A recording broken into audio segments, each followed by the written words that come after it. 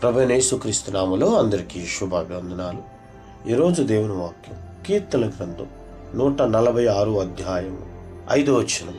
ఎవనికి యాకోబు దేవుడు సహాయకుడగునో, ఎవడు తన దేవుడైన యెహోవా మీద ఆశ పెట్టుకొనునో వాడు ధన్యుడు.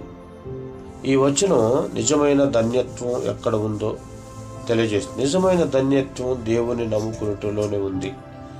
దేవుడు సహాయకుడై ఉంటాడు.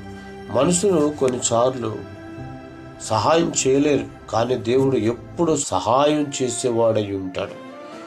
దేవుని యందే మన విశ్వాసం ఉంచాలి. సంపద, స్థానం మనుషుల మీద కాదు, కానీ యెహోవా మీద ఆశ పెట్టుకున్నప్పుడే మనం నిజంగా ధన్యులుగా జీవిస్తాం. పరిస్థితులు మారినా దేవుని మీద ఆధారపడినటువంటి జీవితం స్థిరమైన ఆనందాన్ని ఇస్తుంది. దేవుని యందే నమ్మకం ఉంచాలి. నిజమైన ఆనందం దేవునిలోనే ఉందని గ్రహించి మనం ఆయన వైపు తిరిగినప్పుడు ఆయన మన వైపు తిరుగును. మన పాపను క్షమించబడి ఆయన రక్తంలో కడగబడతాయి. ప్రేమ నమ్మకం కలిగిన తండ్రి వందనాలు. కాబట్టి మీరు అందరికీ ఉపకారి ఉన్నారు. మా జీవితంలో ఉపకారం చేసి ఈ స్థితిలో నిలబెట్టారు. కాబట్టి ఎప్పుడు మిమ్మల్ని అనుసరించడానికి సహాయం చేసి మహిమ తెచ్చుకోమని యేసుక్రీస్తు నామములో అడిగిన తండ్రి, ఆమేన్.